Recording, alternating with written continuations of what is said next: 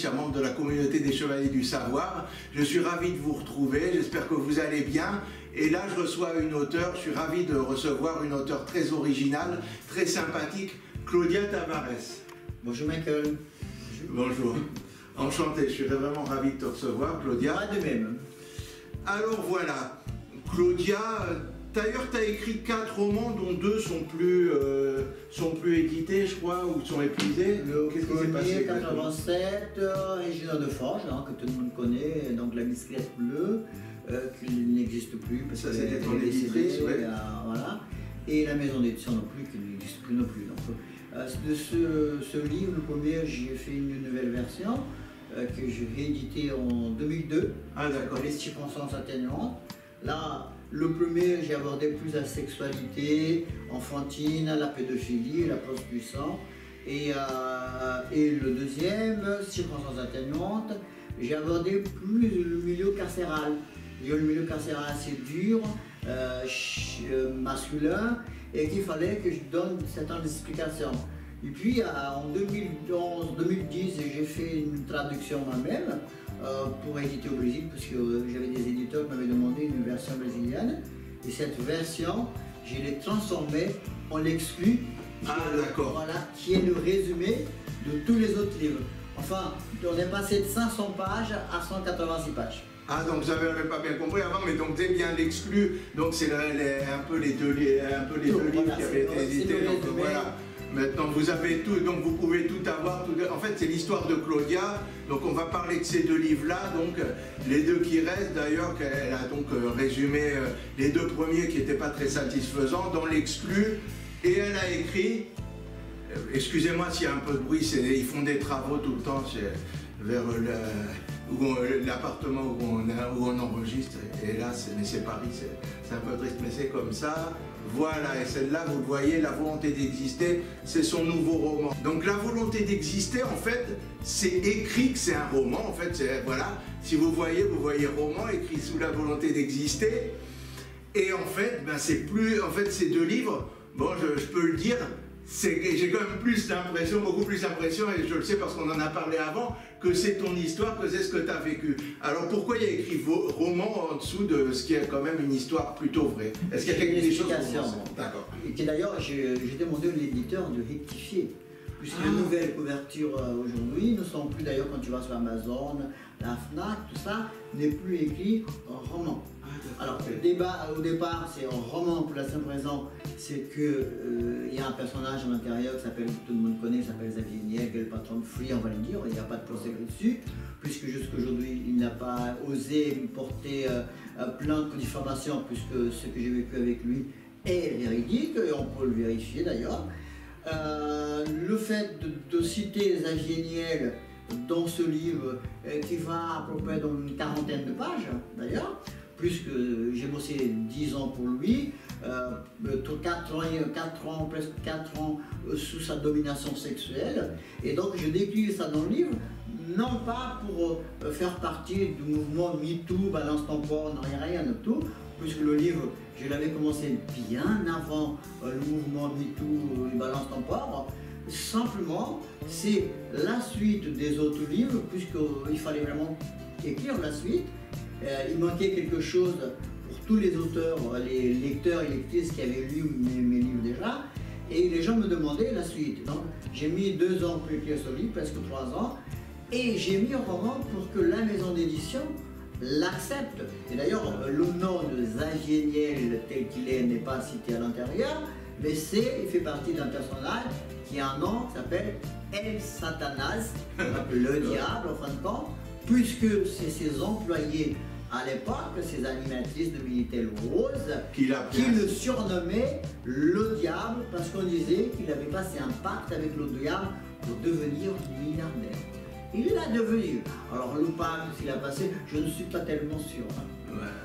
Alors voilà, c'est un roman vraiment passionnant. Enfin, c'est un roman, non, c'est pas un roman, justement. On lit comme un roman. On lit comme un roman, et vrai, c'est passionnant. Mais à un point, il t'arrive plein de choses. C'est extraordinaire tout ce qu'il y a, c'est foisonnant, il y a une action terrible, ça se lit très bien. Et il y a des choses, on peut en voir quelques-unes. Que dire, au début, alors donc, incroyable aussi, il y a même des trucs, enfin, c'est bizarre parce que t'es né alors, mais incroyable, mais c'est vrai que quand on dit que c'est vrai, je vais peut-être pas, je ne suis pas, et même toi, des fois c'est tellement,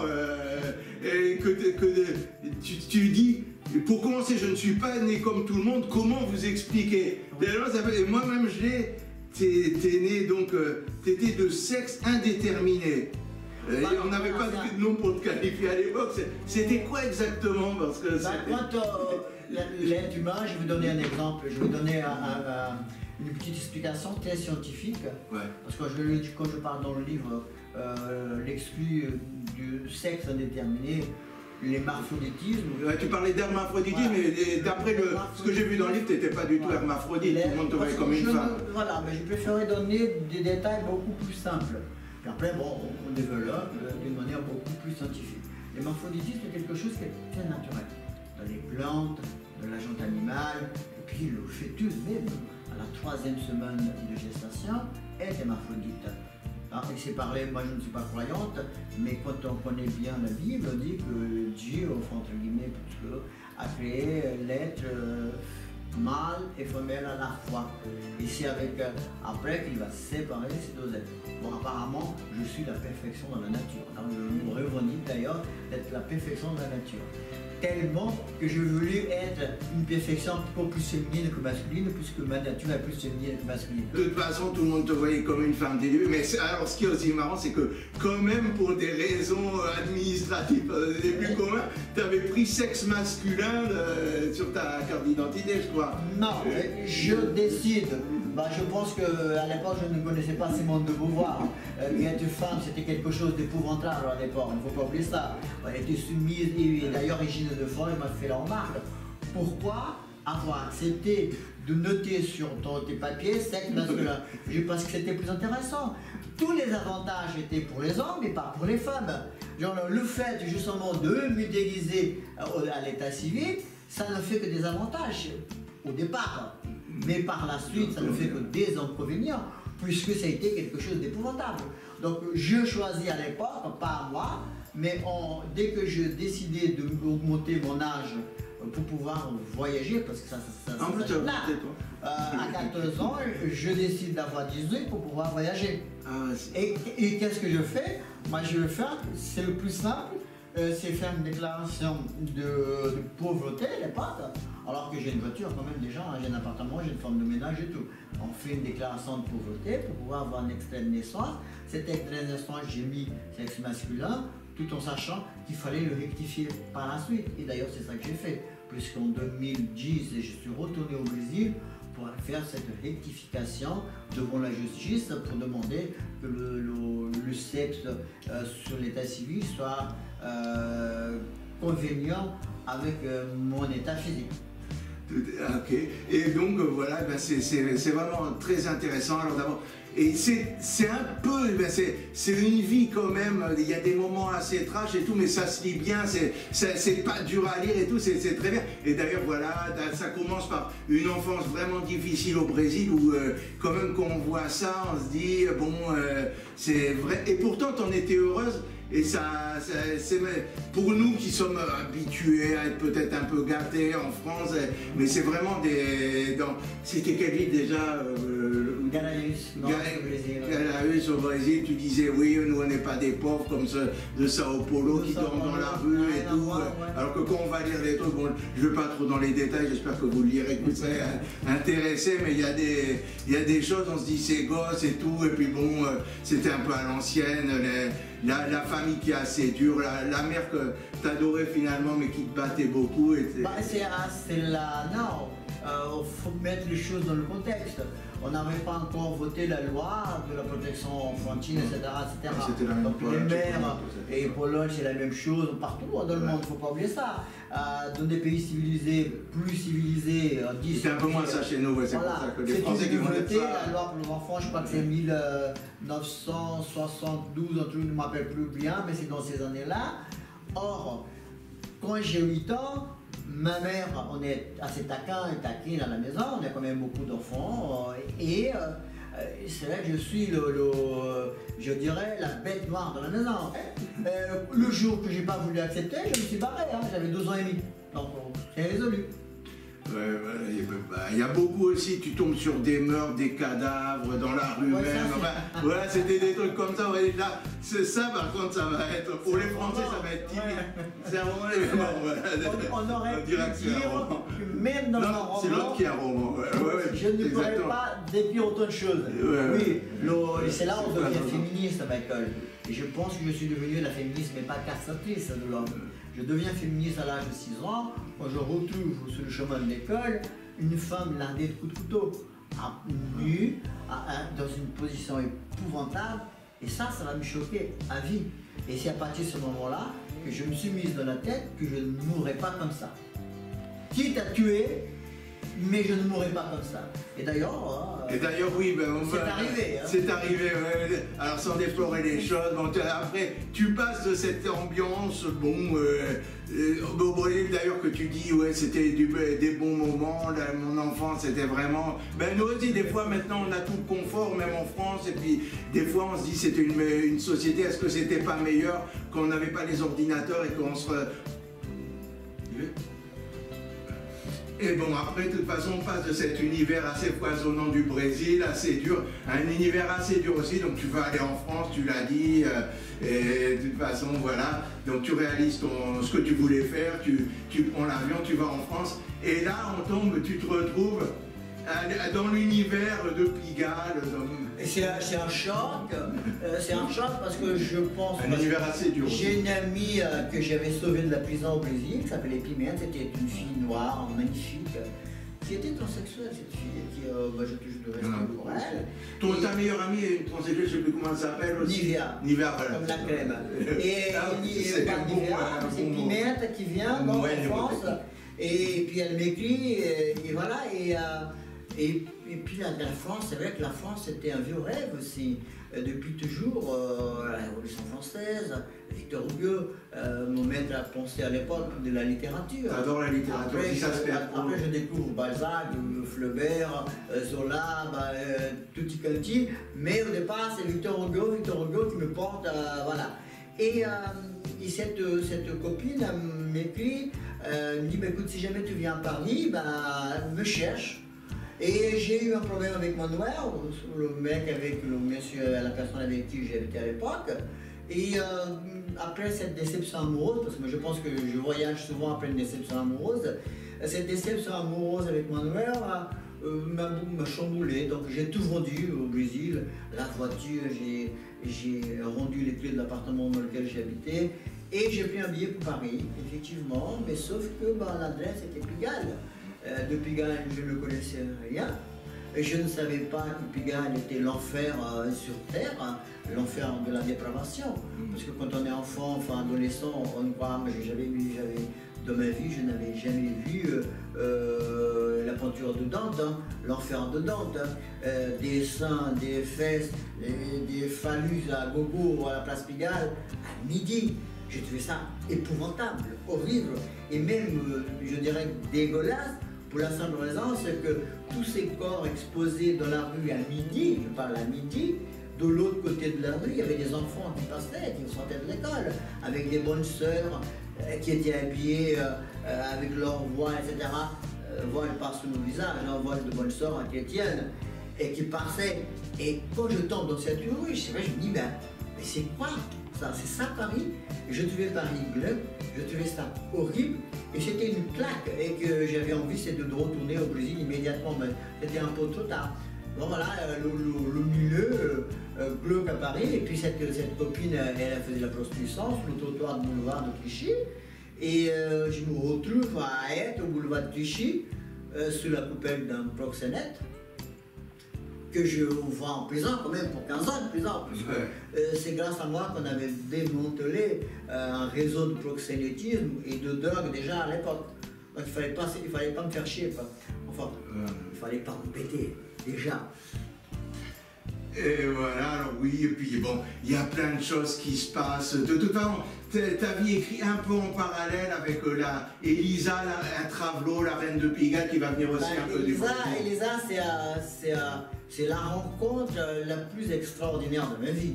Parce que la première personne que je rencontre en arrivant à Paris, c'est Elisa, qui me pointe dans le doigt, qui m'exclut cette rue, qui me dit, bah, d'ailleurs le titre de livre m'exclut, c'est ça.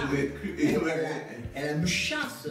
Je passe. Une rencontre pas très sympathique. Je viens chercher cette copine, je tombe sur Elisa en manteau de fourrure, etc.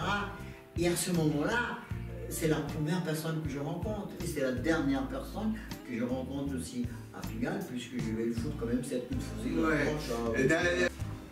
Voilà, donc aussi ce que je me... Alors on aura de tout, on va peut-être pas aller un peu vite parce qu'il s'est passé tellement de choses, mais tu t'es retrouvé aussi dans les boîtes Vincennes, boîtes Boulogne... Ah oui, c'est un épisode extraordinaire. Et d'ailleurs... J'ai failli me faire lapider, on m'a attaché dans un arbre quand même. Et c'est un épisode qui est assez rocambolesque. Hein. Je me rappelle comme c'était aujourd'hui. Il y avait à cause de Nivea d'ailleurs, parce que je l'avais amené, je me retrouve avec un coup de crosse sur la tête, le sang qui dégoulinait par le nez, je perds connaissance. Et pour aider les gens, en fin de compte, pour aider les gens, des fois, on se met dans des situations dont on n'avait pas besoin. Là, c'est la vie. C'est fou, c'est la vie folle. Et alors, voilà, j'en profite, c'est à ce propos-là que peut-être je vais vous lire ce passage parce que, voilà, il y a cette légende des Brésiliens, des travelots du bois de Boulogne que moi-même aussi, je pensais les travestis brésiliens et tout. Et en fait, c'est bien je suis content de profiter de ton livre pour apprendre et puis j'ai vu, enfin, en apprenant avec ton livre, j'ai vu que c'est assez injuste et j'apprends à nos spectateurs que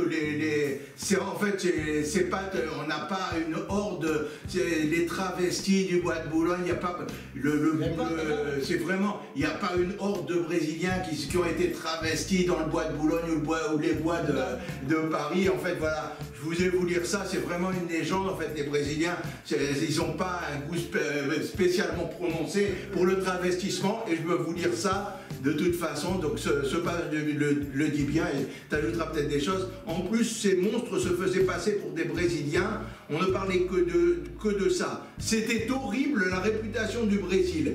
Dès qu'un Parisien voyait un travesti, il disait que c'était un Brésilien. Et moi aussi, je pensais un peu comme ça, bon, dans les années 80, il y avait ça. Il y avait même des touristes qui venaient à Paris en pensant que le bois de Boulogne était notre sublime Amazonie. C'est vraiment bien dit. Se faire du fric en se faisant passer pour un Brésilien déguisé en nana. C'était vraiment ignoble, c'était salir tout notre peuple, et quand tu disais que tu étais brésilienne, certains Français te demandaient combien de centimètres tu avais entre les cuisses. Voilà, donc tu sais, c'était des Français qui se faisaient... J'imagine bien que ça passe, c'est bien de le dire. Je vais raconter une anecdote. Je suis marié depuis 26 ans maintenant, Sébastien, et on a toujours été invité à des mariages, etc. Et des fois, je surprenais quelques copains avec mon mari, comme mon mari disait, ma femme est au Brésil. Et il me dit, c'est une vraie femme. Et moi j'arrivais juste à ce moment-là, je me mettais à mon cul, et j'ai 26 cm, mais tu veux vérifier, on va dans un petit coin là. Et mon mari était mort de rire, parce qu'il savait très bien que par rapport, je répondais à certaines comment ça s'appelle, conneries masculines. On me sent que parce qu'on est venu au Brésil, on a des attributs masculins. Donc voilà, et bon, ce livre qu'on résume un peu, qui est sorti il y a quelques temps, donc on peut un peu plus parler. D'ailleurs, l'exclu, qui est très bien aussi, de toute façon on ne peut pas lire l'un sans l'autre. Voilà, on en arrive tout à fait. Donc de toute façon, il y a toutes ces histoires rocambolesques, et à la fin, tu tues cette Elisa, cette rencontre, comme tu l'as dit, pour en légitime défense. Et donc c'est là que tu vas en prison alors que tu étais en légitime défense. C'est le plus intéressant aujourd'hui. Ouais, donc voilà, c'est la volonté d'exister qui sort après la prison. Donc c'est ta vie, bon ben, D'ailleurs, je m'en souviens, moi, donc tu peux un peu plus en parler. C'était très intéressant, c'est moins rocambolesque, mais c'est pas mal quand même, il y a beaucoup de choses. Alors là, on n'est plus dans les milieux, les milieux, l'enfance dans le Brésil un peu, qui peut sembler dur pour les Français, ou les milieux terribles de Pigalle, mais là, c'est plus la vie un peu plus quotidienne, et la France plus typique, l'autre France que Pigalle, et puis ça va un peu plus, quoi, qu'il y en avait beaucoup aussi, les rencontres amoureuses, donc quelqu'un qui a beaucoup compté aussi, ton ancien copain qui a été très important pour toi. C'était mon futur mari. C'était ton futur mari, ouais. Et c'était aussi... Il n'a pas été, mais bon. C'est ça, on devait se marier. On devait fonder une famille, entre guillemets. C'est émouvant, c'est vrai. Et malheureusement, le destin a voulu autrement. Bon, on ne va pas donner les détails, sinon les larmes vont commencer à jaillir. Et c'est encore un sujet, même 30 ans après, c'est encore un sujet très délicat. Je pense que je ne ferai jamais le deuil de Farid. Farid était quelqu'un de merveilleux, c'était un mec extraordinaire, et qui malheureusement nous a quittés dans des circonstances épouvantables.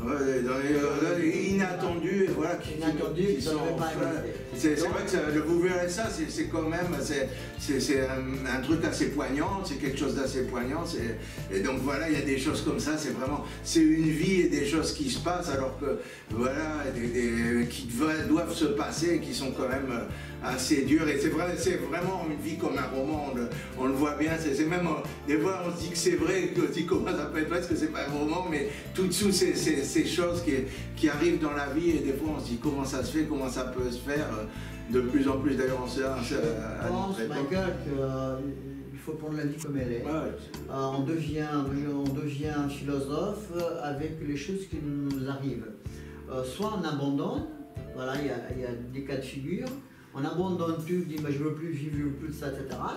Et ça m'a failli arriver plusieurs fois. Parce que plusieurs fois, il essayait de mettre fin à cette vie que je ne donnais aucune valeur.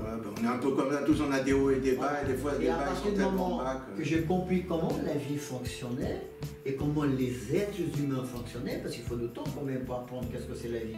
Alors, on a des déboires, on a des expériences, l'expérience de la mort, l'expérience de la faim, l'expérience du déshonneur. Et puis on rencontre la droiture, on rencontre des gens extraordinaires, on rencontre des guides aussi. Mes guides ont été Épicure, Platon, Socrate, même s'ils sont morts. Descartes, Hobbes, Hegel. On va pas tout, parce que maintenant on peut être philosophe, il faut dire les autres philosophes, hein, on a parlé de là-dessus. Donc voilà, et on découvre, on imagine Hobbes par exemple, super philosophe anglais, qui dit que la vie c'est tuer ou pas être tué. Moi j'ai choisi, je suis très là, et c'est comme Hobbes, j'ai choisi de ne pas être tué.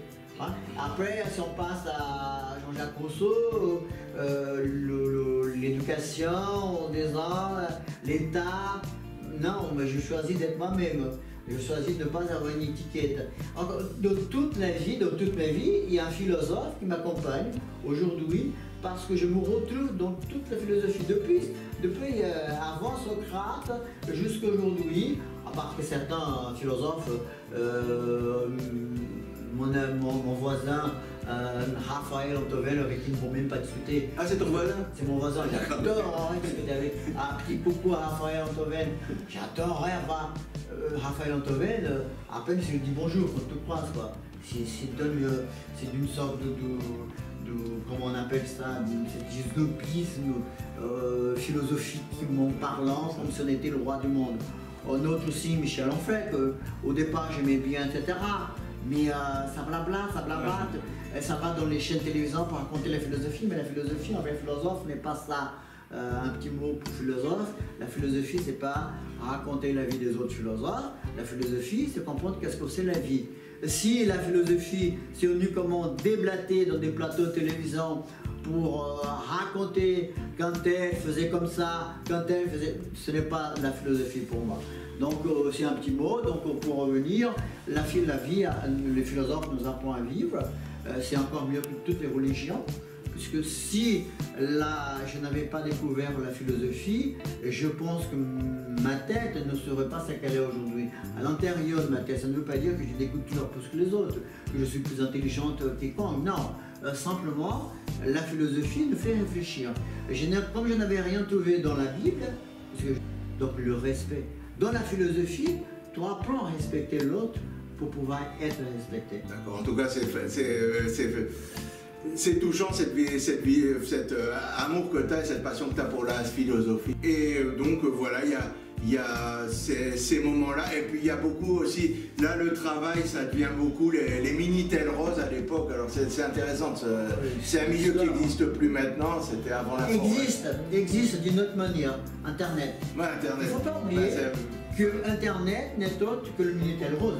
On avait des sons de serveurs qui étaient à la maison, c'est les mêmes, beaucoup plus sophistiqués aujourd'hui. Parce qu'on avance, c'est comme les voitures avant. On avait 2 roues, maintenant on a 4, on a un moteur, on passe de la gasoline, diesel, bientôt électrique. Donc c'est toute une évolution.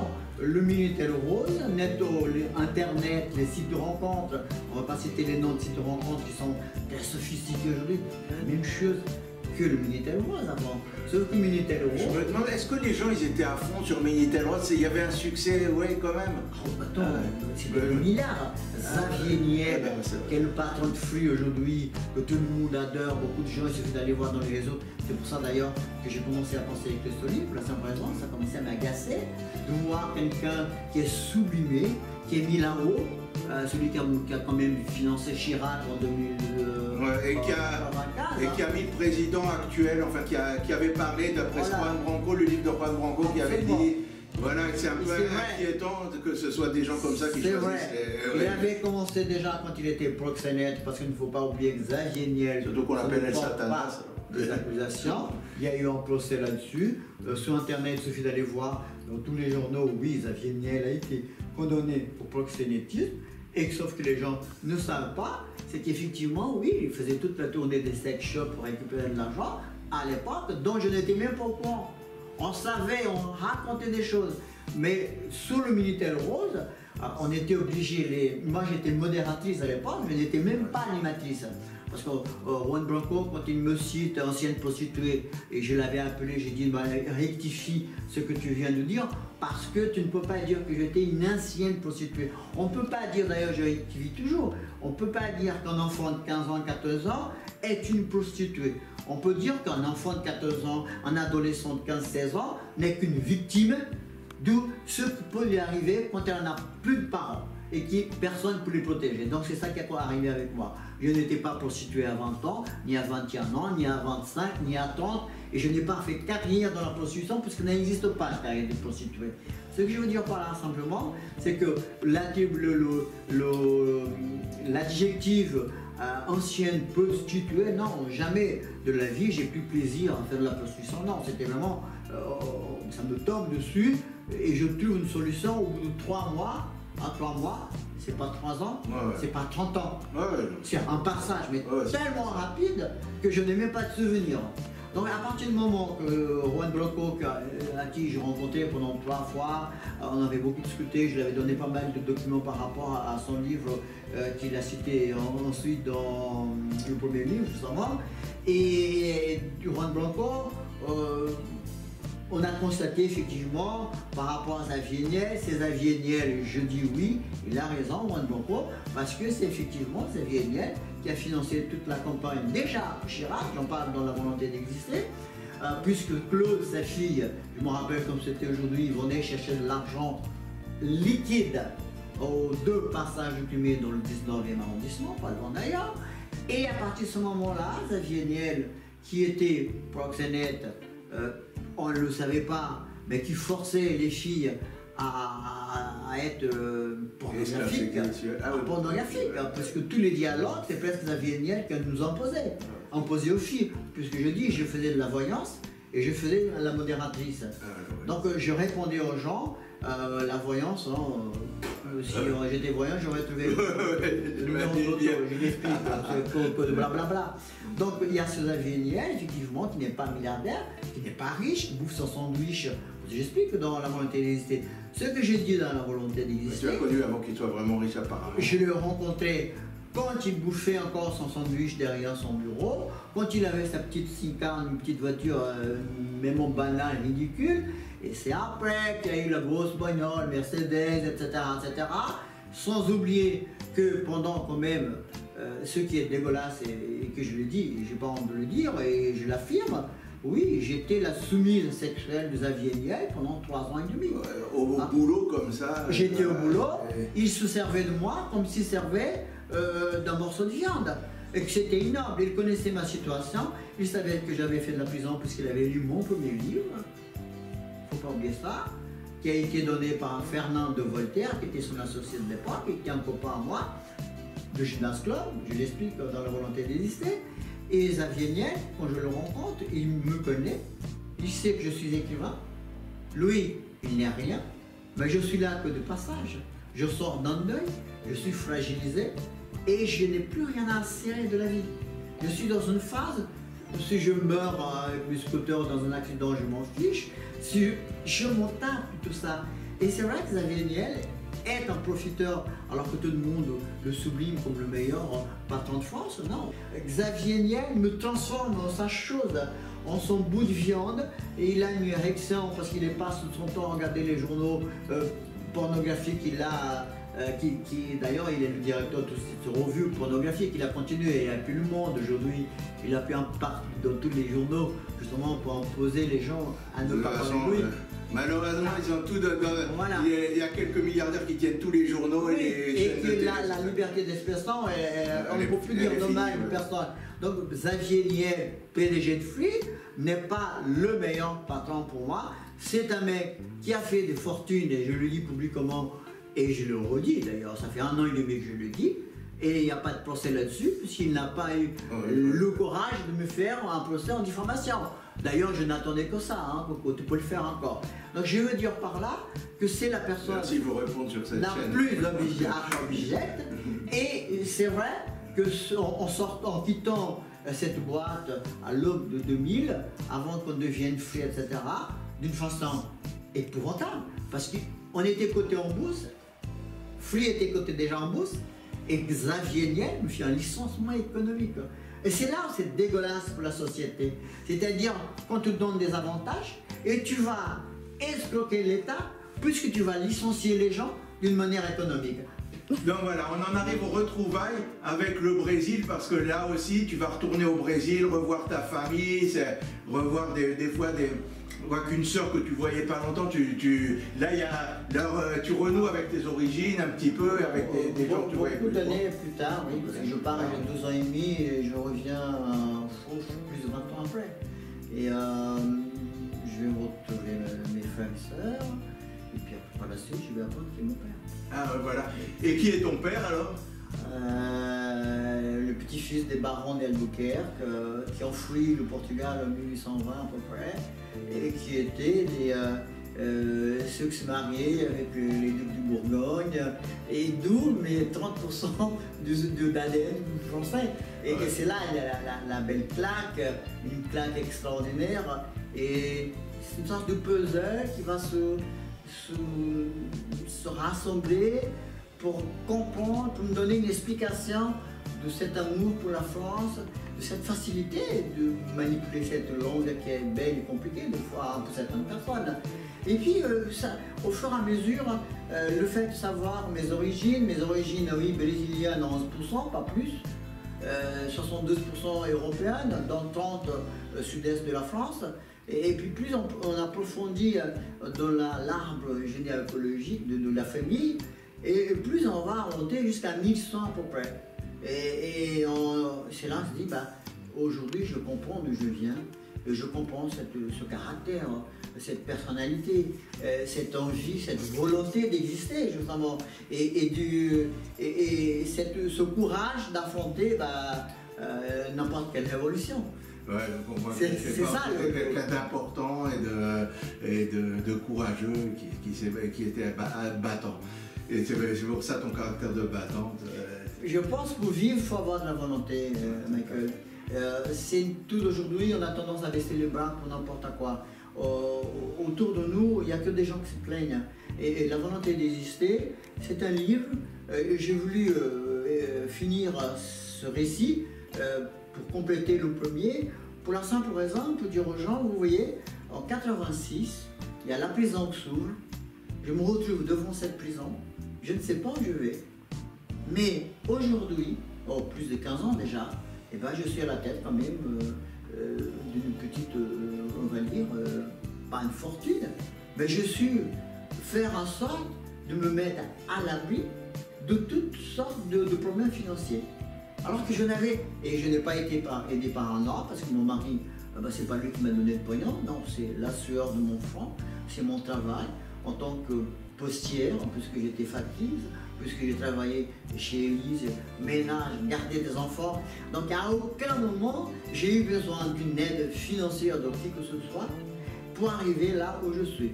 Uniquement avec le travail et le courage. Ouais, c'est ça que je dis aux gens. C'est un beau parcours, on voit une vie de roman qui finit bien, qui finit par ta propre patronne.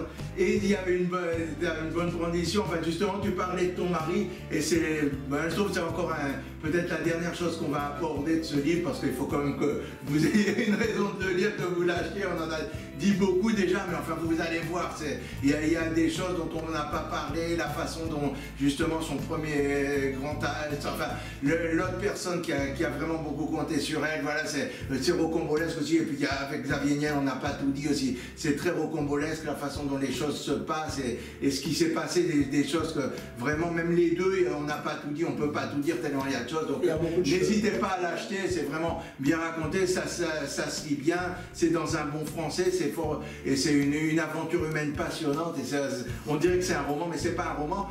Et justement, voilà, et on va voir, bon, ça non plus je ne l'ai pas dit, il y a eu plein d'hommes, ça aussi vous le verrez, parce que là j'en ai très peu parlé, j'ai parlé que d'eux, mais on voit un peu tous les hommes qui traversent sa vie, et bon, il y en a, c'est assez rocambolesque aussi, disons, on va dire ça comme ça, mais à la fin on se demandait comment ça te finirait, et finalement tu as trouvé chaussure à ton pied, enfin tu t'es casé, tu parlais de ton mari, tu t'es marié finalement. Je pense qu'il fallait passer par là pour pouvoir choisir celui avec qui j'allais traverser un bon chemin.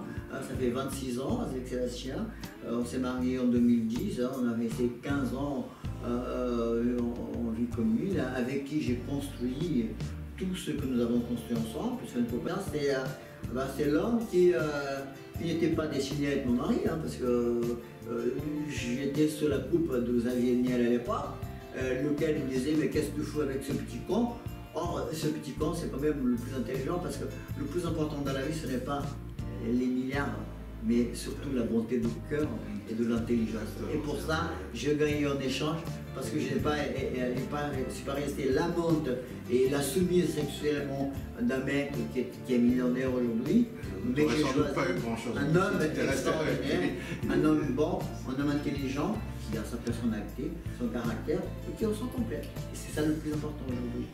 Oui, tout à fait. D'ailleurs, même avec lui, à un moment, ça n'a pas toujours été rose. À un moment, il y avait eu une rupture, j'aurais cru que, voilà, comme vous voyez, mais finalement vous êtes remis ensemble, et c'était lui finalement qui a été choisi, tout a été... voilà, mais vous verrez tout ça, tout est vraiment... eh bien, il y a toujours, même dans chaque relation qu'elle a eu des rebondissements, il y a eu l'espoir, et puis finalement, il y a l'espoir toujours, et les choses se sont finalement plutôt bien finies, bien passées, et on espère que ça va continuer. Le plus important dans la vie, ce n'est pas comment on commence sa vie. Et ça, c'est une phrase que Sébastien aime bien dire souvent, c'est comment on l'a fini. Je n'ai pas 30 ans aujourd'hui, je n'ai pas 40, je n'ai pas 50, j'en ai beaucoup plus, j'ai 50, 58, peut-être même 62 ans là, je ne sais pas, parce qu'on ne connaît pas ma date vraiment vraie date de naissance, puisque j'ai un frère sur mes papiers, et mon frère il a 3 mois de différence. Il est né 3 mois avant, et moi je suis né 3 mois après. Donc ce n'est pas possible.